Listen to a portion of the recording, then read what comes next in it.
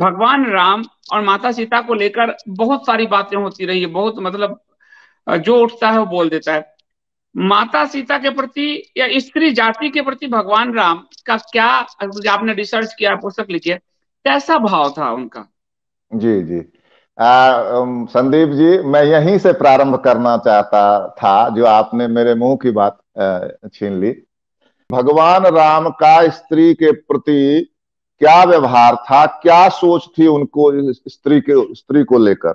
2017 में यह पुस्तक छपी थी जी पहली जी। बार। इसके इसके 6000 पुस्तकों का मैं निःशुल्क वितरण कर चुका हूं। और 6000, ये सिक्स निःशुल्क कर थाउजेंड रहे हैं? जी, अभी भी कर निःशुल्क रहा हूँ वितरण निःशुल्क। कर रहे जी हैं? जी मैंने डॉक्टर बिल्कुल। साहब से कहा भी कि आप उपलब्ध करा दीजिए, तो बोले नहीं, मैं इसको सेल नहीं करूंगा, मैं इसको निःशुल्क वितरित करूंगा। इन्होंने मुझे जी खुद ही जी। कहा हुआ है। जी जी जी। आपको याद है, बहुत बहुत धन्यवाद। तो मैं जी ये जी। कह रहा हूं कि इसमें आप देखें, जो भगवान राम का जन्म होता है, 15 वर्ष के वो हैं। और हम्म 15 वर्ष के वो हैं तो विश्वामित्र उनको लेने के लिए आते हैं, क्योंकि हम्म ताटका नाम की राक्षसी जो है उनका यज्ञ का विध्वंस कर देती है बार बार। हम्म तो हम्म वो साथ चलते हैं और पीछे पीछे लक्ष्मण चले आते हैं। हम्म तो विश्वामित्र रास्ते भर समझाते हैं राम को, राम देखना, तुम्हारा स्वभाव बड़ा कोमल है और ताटका बहुत हम्म दुष्ट स्त्री है, देखना, दया मत कर बैठना उस पर। और सब कुछ हम्म सुन लेते हैं भगवान राम। और जैसे ही उस जनपद का नाम है करुष जनपद, जहां पर विश्वामित्र का यज्ञ चल रहा है, तो वहां हम्म जैसे ही वो पहुंचते हैं, ताटका सामने से आती है, भयंकर राक्षसी, और दौड़ती है भगवान राम की तरफ। भगवान राम धनुष प्रत्यंचा पर तीर चढ़ाकर कान तक खींच लेते हैं, और छोड़ने से पहले उनका मन कांप जाता है। हम्म तो लक्ष्मण कहते हैं, भैया क्या हुआ?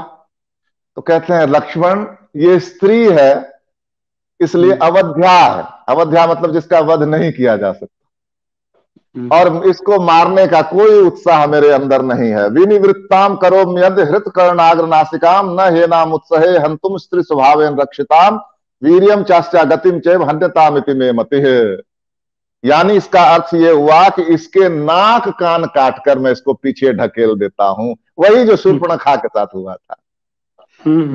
ये स्त्री है और इसको मारने का उत्साह मेरे अंदर नहीं है। और जब मैं इस पर हमला करूंगा तो खाली मैं इसका जो पराक्रमण और गमन शक्ति, तेज चलती थी ताटका, बहुत तेज, तो इसकी गमन शक्ति को मैं नष्ट कर देता हूं। यानी मेरे ख्याल से पांव तोड़ देते या कुछ ऐसा, जो भी हो, मारने का उत्साह नहीं है। ये स्त्री है, मैं इसको मारना नहीं चाहता। तब विश्वामित्र भागे भागे आते हैं और कहते हैं, अरे राम, ये वैसी स्त्री नहीं है जैसे तुम सोच रहे हो। इसने कम से कम 100 ऋषियों को खा लिया है, भोजन कर लिया है 100 ऋषियों का। यह सैकड़ों यज्ञों का विध्वंस कर दिया है। इसको मारने में कोई पाप नहीं है। तब भगवान राम तीर छोड़ते हैं, जो ताटका की छाती में लगता है और वो वहीं गिरकर मर जाती है। ये थे भगवान राम स्त्री के बारे में। ताटका जैसी राक्षसी पर भी दया आ गई उनको, इतना। और सुनिए, एक बहुत प्रसिद्ध कथा है अहल्या की, हम आप सब जानते हैं, लेकिन वह कथा बहुत ही सुंदर ढंग से वाल्मीकि रामायण में। मैं जब वाल्मीकि रामायण पढ़ता हूं ना संदीप जी, तो वाल्मीकि जैसा कोई कवि नहीं। आदि कवि नहीं। वाल्मीकि आदि कोई कवि नहीं। ऐसा तो, ऐसी तो भाषा, ऐसी कथन शैली नहीं दिखी मुझे। कालिदास को लोग संस्कृत का सर्वश्रेष्ठ कवि कहते हैं। कालिदास ऋणी है वाल्मीकि, ऋणी है। पढ़ते हुए लगता है कि कैसे वाल्मीकि को फॉलो किया है, कैसे उनके पीछे चले हैं कालिदास। ऐसे हैं कवि वाल्मीकि। तो वो अहल्या का प्रसंग क्या है। अहल्या गौतम ऋषि की पत्नी थी। मैं विस्तार से आज बताना चाहता हूं इसका। ये समझने की चीज है। और इंद्र आता है, गौतम ऋषि तमसा नदी के पर स्नान करने चले जाते हैं। इंद्र आता है पीछे से गौतम ऋषि का वेश बनाकर। अहल्या समझ जाती है कि ये गौतम नहीं है, ये इंद्र ही। लेकिन हर व्यक्ति का मन कभी न कभी विचलित होता है, तो अहल्या का मन भी विचलित होता है। यह है बाल कांड में। देखिए, मैं यही तो विरोधाभास बता रहा हूं आपको। और वो समागम करती है इंद्र से। और उत्तरकांड में इंद्र द्वारा अहल्या का बलात्कार बताया गया। एक ही कवि ने कैसे ये अलग अलग चीजें लिखे, इसको हम लास्ट में, हाँ ये अपने उसमें लेंगे जब निर्वासन वाली बात हम झूठी आज तो सिर्फ स्त्री के प्रति भगवान का जो भाव है उसको लेते हैं। जी जी जी जी, बिल्कुल बिल्कुल। तो जब ताटका को मार देते हैं भगवान राम, तो आगे बढ़ते हैं, वो कहां जा रहे हैं? मिथिला, जहां की भगवती सीता से उनका विवाह होना है।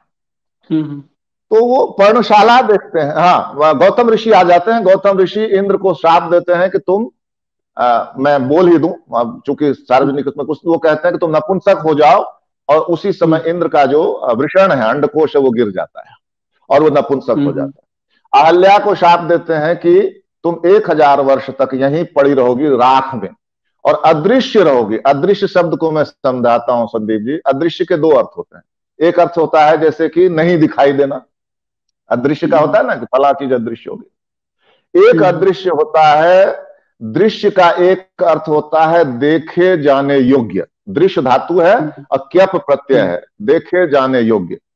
तो अदृश्य का अर्थ क्या हुआ? न देखे जाने योग्य। तो अहल्या अब देखे जाने योग्य नहीं रही, यानी समाज से बहिष्कृत हो गई। तो विश्वामित्र कहते हैं कि राम, पूरी कहानी सुनाकर, कि राम तुम चाहो तो अहल्या का उद्धार हो सकता है। जैसे ही भगवान राम सुनते हैं वैसे ही उस आश्रम में प्रवेश कर जाते हैं। अहल्या ने 1000 साल तक तपस्या की है। अपनी तपस्या से वो देदीप्यमान हो रही और प्रकाश फैला है चारों तरफ, तथापि वो किसी को नहीं दिखाई दे रही है। सिर्फ दिखाई दे भगवान राम को, भ्राता लक्ष्मण को और विश्वामित्र को, 3 जनों को, इसके अलावा और किसी को नहीं।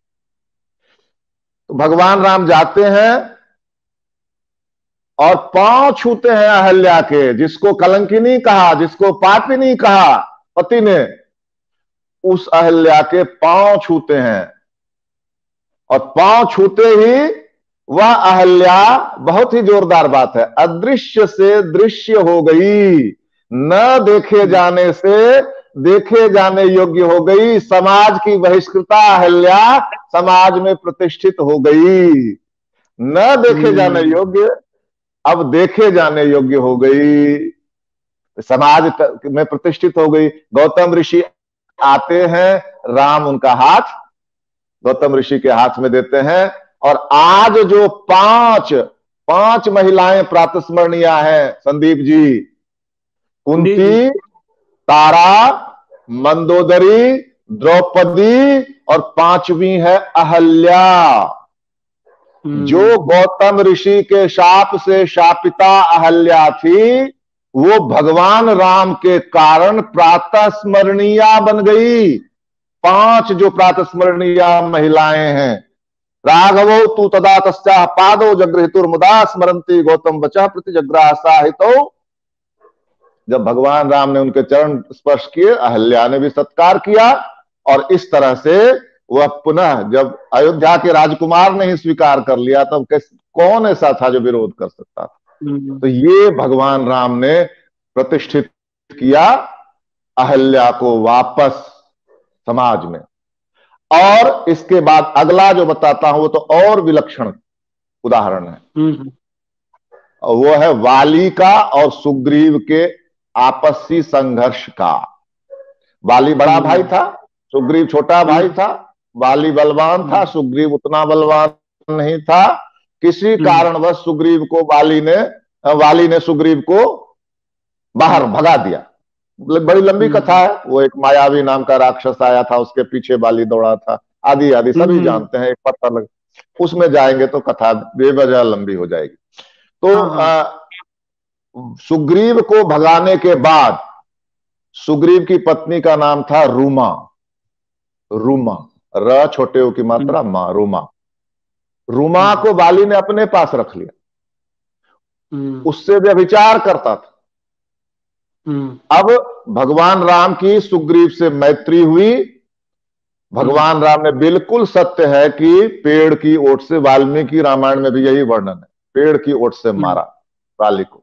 लेकिन अभी तक हमारे सामने यही कथा है ना कि वाली मार खाकर गिर गया, तीर खाकर। नहीं, वाल्मीकि रामायण में ऐसा नहीं है। 2 सर्ग आगे ये पता चलता है कि वाली ने बड़े बड़े पत्थर उठाकर मारे भगवान राम को, वाली ने पेड़ उखाड़ कर मारे भगवान राम को। वाली का बेटा अंगद एक छोटी सी सेना लेकर गया था वहां, उस सेना ने आक्रमण किया भगवान राम पर, भगवान राम ने उसको भी खदेड़ दिया सबको, तब जाकर वाली गिरा नीचे। वाली है संस्कृत में। तो वाली ने गिरने के बाद जो प्रश्न किया, वो प्रश्न यह है कि राम, आपसे तो मेरी कोई शत्रुता नहीं थी, मेरी शत्रुता किससे थी? सुग्रीव से थी, तो आपने मुझे क्यों मारा?